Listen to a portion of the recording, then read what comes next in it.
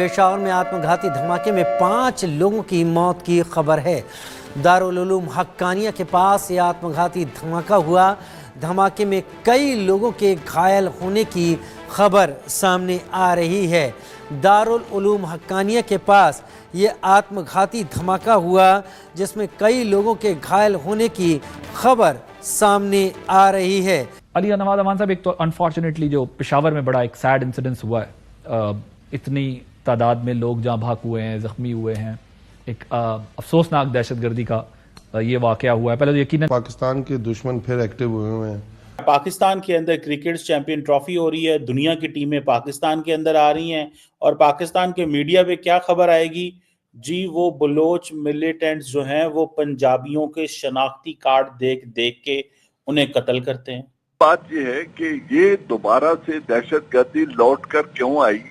क्या अफगान हुकूमत से हमारा ताउन कमजोर है? क्या बॉर्डर सिक्योरिटी खुदा न खास्ता पहले से कमजोर है? क्या जो स्लीपर सेल्स से वो दोबारा से एक्टिवेट हो गए हैं? क्या इनके सहूलतकार जो मुल्क के अंदर मौजूद हैं और हर मुल्क में हुआ करते हैं, क्या वो दोबारा से एक्टिवेट हो गए हैं? आपको बड़ा लगता है कि बड़ा प्लान करके पाकिस्तान का जो इमेज बिल्डिंग हुई है पूरी दुनिया के अंदर, उसको डैमेज करने की कोशिशें हो रही हैं। पाकिस्तान जिस तरफ आगे की तरफ जा रहा है उसको रोका जा रहा है, तो इस पे बड़े स्ट्रिक्ट मेजर्स होने। लेकिन ये क्या है? ये बेसिकली एक नफरत का बाजार है जो गर्म किया जा रहा है। ये इस तरह की जो सब नेशनलिस्ट मूवमेंट्स हैं ये चलती रहती हैं। साहब, ये केपी के असम्बली की तहलील से पहले इस किस्म के थ्रेट थे, तो क्या इतलात थी आपकी सूबाई हुकूमत के पास? इस वाले से कोई इतलात थी? देखिए, थ्रेट्स तो खैर होती हैं और वहाँ पे तो वाकयात भी हो रहे थे दहशतगर्दी के। वजीरिस्तान में भी आपको पता है वाकयात तवातर के साथ। जय हिंद दोस्तों, पाकिस्तान में नमाज पढ़ने के बाद जो शायद दोपहर को नमाज होती है, तो उसके बाद जो है धमाका हुआ पेशावर में। पाकिस्तान का एक काफ़ी चर्चित शहर है पेशावर, वहाँ मस्जिद में धमाका हुआ और बताया जा रहा है मौका वारदात पे 10 से ज़्यादा पाकिस्तानी लोग इसमें अपनी जान गंवा बैठे और 100 से ज़्यादा जख्मी हैं। दुख की बात है, भगवान उनकी आत्मा को शांति दे। लेकिन दोस्तों, अगर ये धमाके भारत के किसी मस्जिद में हो जाता तो सीधा सीधा इस्लाम खतरे में पड़ जाता, पूरी मुस्लिम दुनिया भारत को घेर लेती। ये तो हिंदू देश है, यहाँ मुस्लिमों के खिलाफ साजिश हो रही है, यहाँ मुस्लिमों के मस्जिद सेफ नहीं है।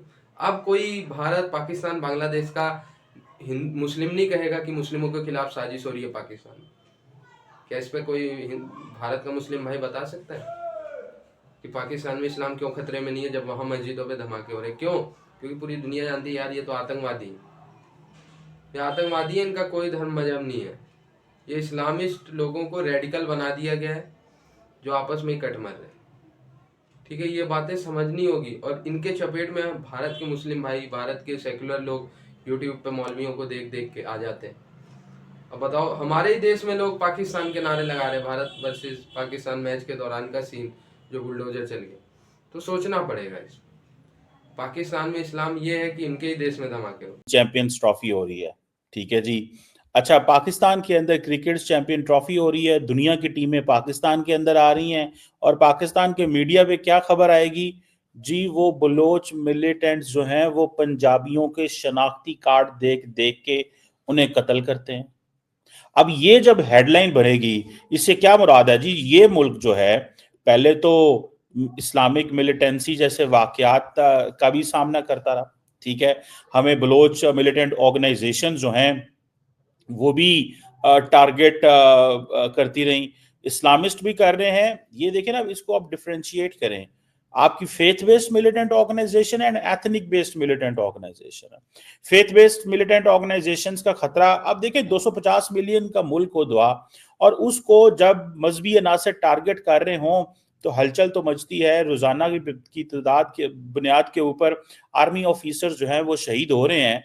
इधर आप ये देखें कि आपको अगर आप देखें कि एथनिक ग्रुप्स भी टारगेट करना शुरू हैं, किस चीज के लिए टारगेट कर रहे हैं? एक सवाल पैदा होता है ना, ऐसी क्या चीज है कि जो उनको टारगेट करना पड़ रहा है?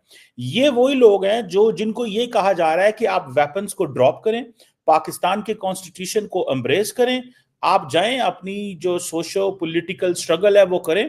हर मुल्क के अंदर हर ग्रुप जो होता है, अगर उसको कोई ऐसी चीज नहीं मिल रही तो तो आप वो कर सकते हैं। लेकिन ये क्या है, ये बेसिकली एक नफरत का बाजार है जो गर्म किया जा रहा है। ये इस तरह की जो सब नेशनलिस्ट मूवमेंट्स हैं ये चलती रहती हैं। आपको याद है कि इंडिया के अंदर भी इस तरह की चीजें चलती हैं। हमने देखा कि मणिपुर, इस तरह जगहों पे हमने देखा कि वहां पे बहुत सारे जो कुकी ग्रुप्स हैं जो वहां पे वो भी चला रहे हैं। पाकिस्तान क्योंकि छोटा मुल्क है और आपको पता है कि बलूचिस्तान में चाइनीज इन्वेस्टमेंट आई, तो बलोच मिलिटेंट्स ऑर्गेनाइजेशन ने क्या किया, उन्होंने चाइनीज को टारगेट करना शुरू कर दिया। मुझे ये बताएं कि ये कैसे मुमकिन हो सकता है कि किसी मुल्क के अंदर इन्वेस्टमेंट आए और इन्वेस्टर को टारगेट किया जाए? कौन से लोकल लोग होंगे कि जी मैं इस इलाके में रहता हूं, मेरा इस इलाके में कारोबार है और मैं कहता हूं जी ठीक है बाहर से लोग आए हैं, मैं इनको गोलियां मार के कत्ल कर दूंगा। इसका मतलब है आप पाकिस्तान को तो जो नुकसान पहुंचा रहे हैं, आप अगर लोकल लोग हैं, अगर आप वहां पे किसी शहर के लोकल हैं, तो आप अपने ही लोगों के लिए रोजगार को कैसे बंद कर सकते हैं? आप अपने ही मुल्क, अपने इलाके के लोगों के लिए जो जॉब अपॉर्चुनिटी है उसको कैसे बंद कर सकते हैं? आप ये कैसे तसव्वुर कर सकते हैं कि यहां से जो रोड इंफ्रास्ट्रक्चर गुजरेगा, यहां पे जो फैक्ट्री लगेगी, यहां से डेवलपमेंट होगी, मैं अपने ही लोगों को नुकसान पहुंचाऊंगा क्योंकि ये पैसा मेरे मुल्क में आ रहा है। सो इट मीन्स कि ये बेसिकली ये सारी प्लान्ड चीज होती है, ये कोई रातों रात चीज नहीं होती। इसमें देखें, ये इन तमाम दहशतगर्द जमातों को, ये जो बलोच मिलिटेंट ऑर्गेनाइजेशन को पैसे दिए जाते हैं, इनको पैसे दिए जाते हैं, इनको सरमाया दिया जाता है।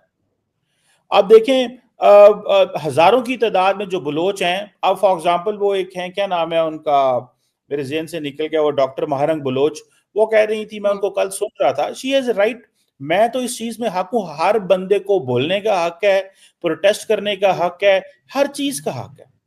अब उस खातून ने अगले दिन स्टेटमेंट दी, उसने कहा जी देखो तुम बलोचों को नौकरियां देके तुम इनको जो है वो अपने गुलाम बनाना चाहते हो, ये तुम, हम तो उसके भी गुलाम नहीं बने जिसके तुम गुलाम है। यानी कि कहने का मुराद ये है। अनफॉर्चुनेटली जो पेशावर में बड़ा एक सैड इंसिडेंस हुआ है, इतनी तादाद में लोग जहाँ भाग हुए हैं, जख्मी हुए हैं, एक अफसोसनाक दहशतगर्दी का ये वाकया हुआ है। पहले तो यकीनन शायद इसके ऊपर जो है वो बताएं कि क्या अभी तक जो है वो आपकी गवर्नमेंट के पास मालूमात है कि ये तमाम जो वाकया हुआ है, कौन है इसके पीछे, क्या मुहर्रिकात?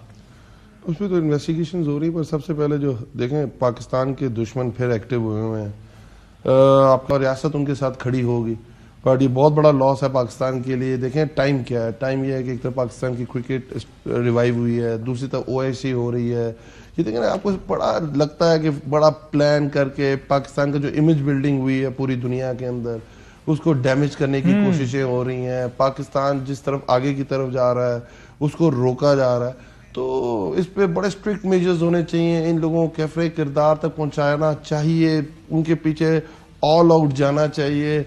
और जो आपकी बात नहीं सुन रहा, जो बड़ी अजीब सी हमें बात देखने को मिली कि इसके बारे में कहते हैं कि थ्रेट अलर्ट जो है वो कुछ भी नहीं था ना, कुछ भी नहीं था, आपके सामने है। बड़ी हर चीज पूरा PSL हुआ है।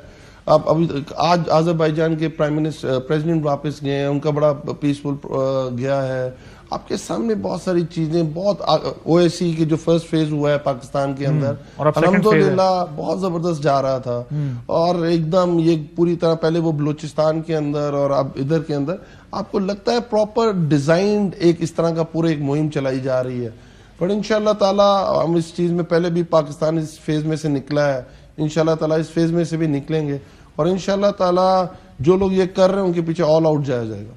ठीक, सईद गनी साहब ये बताइएगा, एक अनफॉर्चुनेट इंसिडेंस पेशावर में हुआ, पहले जरा इस पर बात कर लेते हैं कि जो 56 जाने इसमें गई और बड़ी तादाद में जख्मी भी हुए अफराद अनफॉर्चुनेटली। पहले तो ये बताइएगा, ये जो दहशतगर्दी का मामला है इसके ऊपर जाहिर है आप कुछ कमेंट करें और फिर उसके बाद हम जरा ये बात करते हैं आपके लॉन्ग मार्च और जो इस वक्त वोट ऑफ नो कॉन्फिडेंस की बात हो रही है। सईद गनी साहब।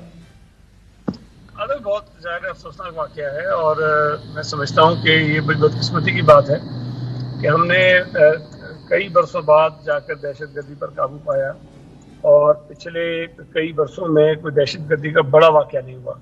हालांकि कुछ वाक़यात ज़रूर छोटे मोटे होते रहे हैं, खैबर पख्तूनख्वा में हुए हैं, बलूचिस्तान में हुए हैं, लेकिन इस किस्म का संगीन दहशतगर्दी का वाक़या जो है वो काफ़ी अच्छे बाद पाकिस्तान में हुआ है और ये बड़ी तशवीशनाक बात है। हम जो इस बात पे मुतमईन थे कि शायद जो दहशतगर्द तंजीमें कमर टूट गई है वो इस काबिल कि उस किस्म का कोई वाक़या कर सकें, लेकिन आज के वाक़े ने हमारी वो जो खुशफहमी थी वो शायद दूर कर दी है। और अगर पेशावर